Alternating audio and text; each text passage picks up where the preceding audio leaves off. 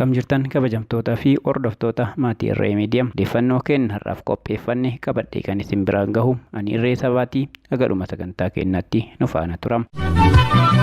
Irree Miidiyaa.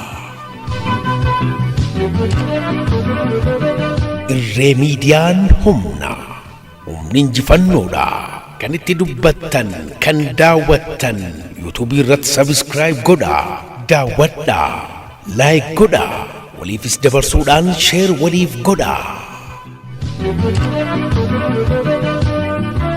Waraanni naannoo Tigraay kibba naannichaatti kan argamtu magaalaa Kooram to'achuu gabaaseera. Naannoon Tigraay osoo loltoota mootummaa federaalaa waliin waraanatti hin seenin dura kutaalee naannoo isaa jala turan amma deebifachuuf waraana gaggeessaa kan jiru yogguu ta'u, waraana kana kallattii kibbaan cimsee kan itti fufee jiru ta'uu gabaasee jira. Dubbi himaan TPLF Geetaachoo Raddaa loltoonni Tigraay magaalaa Kooram kan Maqaleerraa kallattii kibbaatti kiiloomeetira 170 fagaattee argamtu to'achuusaa Rooyitersitti himee ture. Gabaasni wiixata kaleessaa gara galgalaa bahee akka mul'isutti ammoo loltoonni Tigraay magaalaa Kooram irraa fageenya kiiloomeetira 20 irratti kan argamu Alammaaxaas to'achuuf dhiibbaa gochaa jiraachuu isaaniiti. Dubbi himaan raayyaa ittisa biyyaa Itoophiyaa Koloneel Geetannat Adaanaa magaalaa Kooram harka eenyu akka jirtu ilaalchisuun gaafii Rooyitersi dhiyeesseef kallattiin deebisuu baatanis nuti waraana dhaabuu labsineerra deebii jedhu barreeffamaan deebisaniiru. Mootummaan Itoophiyaa torbaanota muraasa dura loltoota isaa Maqaleedhaa akka baasee fi ofumaa isaatii addatti waraana akka dhaabe ibsee ture. Yeroo sanatti TPLF haasaa dhukaasa dhaabuu jedhu qoosaadha jedhee ture. Rooyitersi magaalaan Kooram humnoota Tigraayitiin to'atamuu ofii isaatii adda baasuu baatus waraanni akka ture garuu nama duraan magaalattii jiraachaa turanii fi magaalaa Finfinnee jiran irraa mirkaneeffateera. Yeroo ammaa kana tajaajila bilbilaa fi intarneetii naannawa sanarraa adda citu maatii nama kanaa kan ta'anii fi magaalaa Kooram kan jiraatan waraana dheessanii bakka bilbilli itti hojjetu deemuun akka itti himan dubbataniiru. Waraanni ji'oota 8 dura mootummaa federaalaa fi paartii naannoo Tigraay bulchuu TPLF gidduutti dhalatee jalqabee torban sadiitti mootummaan federaalaa Maqalee akka qabatee fi mirgaan akka gale ibsatus waraanni garuu adda hin cinne. Yeroo ammaa TPLF magaalaa guddoo naannoo Tigraay Maqalee dabalatee kutaalee naannichaa hedduu to'atus kallattii lixaa fi kibbaan iddoowwan bulchiinsa naannichaa jala turan naannoo Amaaraan qabamuun waraanicha daranuu hammeesseera. Bihimaan TPLF Geetaachoo daangaa naannoo Tigraay bakka waraanaan dura turetti hanga deebinutti fi deeggarsi namoomaa namoota qaqqabuusaa hanga mirkaneeffannutti daandileen geejjibaa saaqaa akka ta'an jechuun Rooyitersitti himeera. Daangaaleen TPLF kan lixa Tigraay jechuun ilaalchisuun bana naannoon Amaaraa bakkeewwan kunniin kan duraan na jalaa fudhatamanidha jechuun gaafiin TPLF ka'aa jiru fudhatama kan hin qabnee fi lafa Amaaraati jechuun deebii kenneera. Waajjirri badhaadhina naannoo Amaaraa ibsa dhiheenya kana baaseen Walqaayit, Tagadee, Teetiit, Humaraa, Xalamtii fi raayyaan naannoo Amaaraa aarsaadhaan bilisa baafne ta'uu irra deebii beeksisa jedheera. TPLF gama isaatiin ibsa kan mootummaan Tigraay jedhe akka himetti humnoonni addaa Amaaraa ta'e milishoonnii fi hidhattoonni lafa Tigraay keessa jiran hundi haal duree tokko malee gadhiisanii akka bahan jedheera. Kunoo hin taane ammoo tarkaanfii barbaachisu fudhachuuf kan dirqamu ta'uu ibseera. Mootummaan naannoo Amaaraa ammoo uummata Amaaraa uummata Tigraay waliin walitti buusuuf olola sobaatiin uummata kakaasaa jira. Milishoota Amaaraas gara daangaa Tigraayitti dhiyeessaa jiru jechuun komateera. Naannoon Amaaraa gama isaatiin akka wantiiwwan baankii duula jiraachuu kabachiisu jedhuun koree walitti qabaa qabeenya naannichaatiin saaqeen jiraattonni kan isaaniif danda'ame akka gumaachaniif waamicha dhiyeesseera. Pirezidaantiin naannoo Amaaraa obbo Aganyoo Tashaagir guyyaa wiixata kaleessa duula jiraachuu jedhanii kana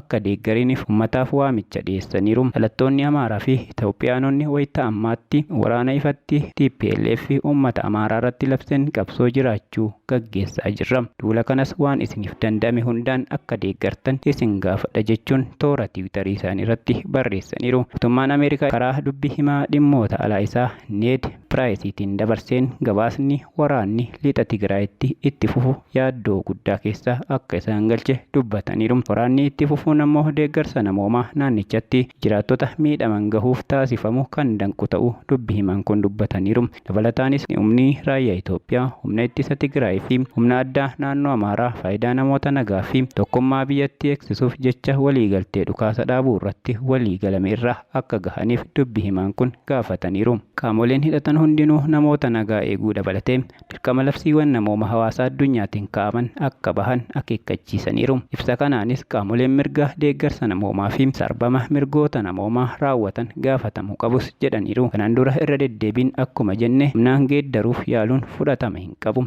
Gaaffiiwwan biyyoolessaa akkasii kunneen hiikamuu kan danda'u ummataanii. Uummanni yoo marii fi waliigaltee irra gahe qofaadha. Afamuuzii qawweetiin kan ta'u miti jedheera. Waraana naannoo Tigraayitti raawwatameen jiraattota miliyoona 2 ta'an bakka jireenya isaanii yoo buqqisu kanneen 400,000 ol ta'an immoo beelaaf saaxileera. Dhaabbanni sagantaa nyaataa UNA jalqaba torbaan kanarratti fe'umsa deeggarsa namoomaa naannoo Tigraayiif erge Maqalee ga'uu ibseera. Deeggarsi torban 2 booda yeroo jalqabaatiif qaqqabe kunis konkolaataawwan fe'umsaa 50 midhaan nyaataa meetirik toonii 900 fi meeshaalee barbaachisan kan biraa qabaachuu himameera. Haa ta'u malee haala rakkina naannichi keessa jiruutiin deeggarsi dhiyaatu dachaan guddachuu akka qabu himameera. Naannoon Tigraay kan uummanni miliyoona 4 ol deeggarsa yeroo hatattamaa fi barbaadutti nyaanni meetirik toonii 10,000 fi boba'aan liitirii 150 torbaaniin qaqqabu akka barbaachisu dhaabbatichi himeera. Daandiiwwan Tigraay dhaqqaban gurguddoon kan cufaman yommuu ta'u, riqichaawwan gurguddoo lamas tajaajilaan ala ta'uu Reuters gabaaseera. Gama qalee humnoonni Tigraay deebi'anii to'atamee kaasee tajaajilli telekominikeeshinii, baankii fi tajaajiloonni bu'uuraa kan biraas addaan citaniiru. TPLF mootummaan giddu galeessaa deeggarsa namoomaa danqaa jira jechuun kan himattu yoo ta'u, mootummaan Itoophiyaa gama isaatiin misoomaalee bu'uuraa ijaaraan jira jedheera. Naannoo Tigraayitti baatii caamsaa akka lakkoofsa Itoophiyaa 22/2013 irraa kaasee balaliinsi kamiyyuu kan adda cite yoo ta'u, mootummaan gama isaatiin qaamolee deeggarsa namoomaa dhiyeessuu barbaadan kamiifuu heeyyama addaa akka kennuuf balaliinsaawwanis waxabajjii 28/2013 irraa akka eegalan himuunsaa ni yaadatama. Mootummaan Itoophiyaa balaliinsa deeggarsa namoomaa haala addaatiin haayyame kan hin dhoorkamnee fi wayitaammaattis imaltoota sagantaa nyaataa addunyaa gara Tigraayitti geessuuf balaliinsaawwan 2 akka heeyyamaniif gaafatamuu ibseera. Waraana mootummaa Itoophiyaa fi humnoota TPLF gidduutti sadaasa 4/2020 irraa kaasuun gaggeessaniin lammiileen nagaa 60,000 lakkaa'amanii fi loltoonni lakkoofsaan hin beekamne ajjeefamaniiru. Torban muraasa duras mootummaan federaalaa labsii dhukaasa dhaabuu addatti labsuun loltoota magaalaa Maqalee akka baase ibsanillee TPLF ammoo Maqalee humnaan to'achuu dubbateera. Ministeerri deetaan ministeerota dhimma alaa Itoophiyaa Ambaasaadar Reedwaan Huseen mootummaan akka labsii dhukaasa dhaabuu labsuuf haalota dirqamsiisan tibban ibsaniiru. Haalota isaan akka sababaatti kaasan keessa inni ijoon qondaaltonni siyaasaa fi waraana TPLF ajjeefamuu fi kaan qabamu akkasumas kanneen hafan to'achuuf waraana itti fufuun akka hin barbaachisnedha. Hojiin qonnaa jiraattota naannichaa jala akka hin gufanne jaarmiyaaleen deeggarsa danqaa malee namoota rakkatan akka qaqqaban akkasumas waraana kanaan kan miidhamu uummata Tigraay ta'uu fi nagaa ummatichaaf ni barbaachisa kanneen jedhan haalota mootummaan Itoophiyaa dhukaasa dhaabuuf akka sababaatti kaa'edha. TPLF waliigaltee dhukaasa dhaabuu kanatti kan amanu ta'us garuu qabxiilee akka haldureetti kaa'e keessaa loltoonni Eertiraa fi hidhattoonni Amaaraa naannoo gadi dhiisanii bakka isaanii duraanitti akka deebi'anidha. Dhiittaawwan mirgoota namoomaa naannoo keessatti raawwataman qaama walabaa akka qorataman akkasumas tajaajilli telekoomii, ibsaa fi geejjiba xiyyaaraa dabalatee tajaajiloonni misoomawaa bu'uura adda citanii turan akka bakkatti deebi'an gaafateera. Gaggeessaan imaammata alaa gamtaa Awurooppaa Joosef Borrell rakkoo naannoo Tigraay jiru wal qabatee miseensonni gamtichaa Itoophiyaa qoqqobuu akka yaadan yaada dhiyeessaniiru. Gama kaaniin Ameerikaan lola gama lixa Tigraayitiin adeemaa jiruun guddaa yaadda'uu gama waajjira dhimma alaa isheetiin beeksifte. Haalli Itoophiyaan keessa jirtu wanta harka keenya irra jiru hunda akka itti dhimma baanu nu gaafata. Tarkaanfii dhorkaa akka hubannoo kootti teessumarra jiraachuu qaba jechuun Borrell walgahii ministeerota dhimma alaa gamtaa Awurooppaa booda dubbataniiru. Dhukaasa dhaabuu lafa qabsiisuuf loltoonni biyya alaa Itoophiyaa keessa akka bahan, sarbamni mirga namoomaa akka dhaabbatuu fi araarri akkasumas mariin biyyoolessaa akka taasifamu ni eeggama jechuun qondaalli kun dubbataniiru. Kunniin akka galma gahaniif immoo bakka barbaachisee fi ni mala jennee amannetti tarkaanfii dhorkuu fudhachuuf jechuun gamtichi akka yaada qabu ibsaniiru. Kana dura labsii kophaatti dhukaasa dhaabuu mootummaan Itoophiyaa naannoo Tigraayitti labsee marsuudha. Akkasumas mootummaan beela uumaa jira jechuun ibsa gamtaan Awurooppaa himate Itoophiyaan balaaleffattee turte. Rakkoo Tigraay keessa jiru wal qabatee Ameerikaan deeggarsa nageenyaa fi diinagdee Itoophiyaaf taasistuu irratti dhorka keesseerti. Qondaaltonni mootummaa Itoophiyaa garuu tarkaanfiin USA dhimma Tigraay keessa osoo hin taane finfinnee dhaabbayyaa irratti jennoo biyyattiin qabatteen akka wal qabatu ibsa jechuun dubbataniiru. Sababa lola kanaan namoonni kumaan lakkaa'aman du'aniiru jedhamee amanama. Isaaniin ala 100,000 kan lakkaa'aman qe'ee irraa yoo buqqa'an kan balaa beelaaf saaxilamanis jiru jechuun UN ibseera. Yeroo ammaa naannoo Tigraay keessaa tajaajiloonni bu'uuraa kanneen akka telekoomii fi kaan addaan citaniiru. Torban darbe Komishiiniin Mirga Namooma Itoophiyaa ibsa baaseen mootummaan tajaajiloota kana bakkatti akka deebisu gaafateera. Dubbii himaan ministeera dhimma alaa US Ned Price gama lixa Tigraayin wal dura dhaabbannaa fi lola deemaa jiruun Ameerikaan guddaa yaadda'uu himaniiru. Lola baatii 8 ture booda waraanni Itoophiyaa naannoo Tigraay keessaa bahuu fi lola dhaabuu erga labsee booda humnoonni Tigraay bakkeewwan naannichaa hedduu to'atanii jiru. Gama kaaniin immoo haleellaa haloo Tigraay keessa mudatee jira jechuun mootummaan USA balaaleffateera. Naannoo Tigraayitti haleellaan haloo namoota nagaa irratti humna waraanaa yookiin humna nageenyaan yookiin kaaniin raawwatamu ni balaaleffama jechuun himaniiru. Erga waraanni federaalaa naannichaa ba'uu isaa ibsee booda gabaasni baqattoonni Eertiraa hidhattoota haloo irra bahamuu hidhattootaan haloon irra bahamuu isa bira gahuu kunis yaaddessaa ta'uu UNA kana dura ibsee ture.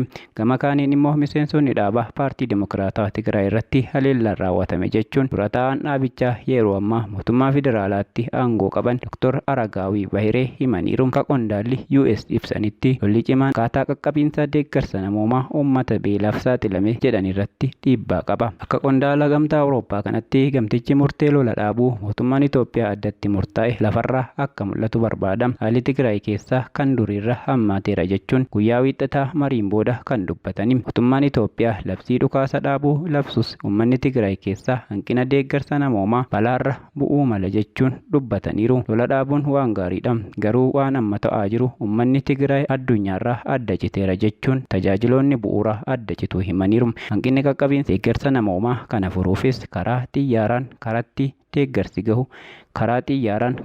deeggarsi gahuu danda'u akka yaada qaban ibsaniiru. Mootummaan Itoophiyaa torban darbe ibsa baaseen deeggarsa namoomaa gama xiyyaaraa kanneen geessuu barbaadaniif karri banaa ta'uu fi adeemsa hordofuu qabu jechuun ibsuusaa ni yaadatama. Kabajamtoota hordoftoota maatii Irree Miidiyaa sagantaan har'aaf qabanne dhiyaanne kana fakkaata. Sagantaa birootiin hanga walitti deebinutti nagaan nuuf tura. Irree Miidiyaa. Irree Miidiyaan humna injifannoodha. Kan itti dubbattan, kan daawwattan YouTube irratti subscribe godha, daawwadha, like godha, waliifis dabarsuudhaan share waliif godha.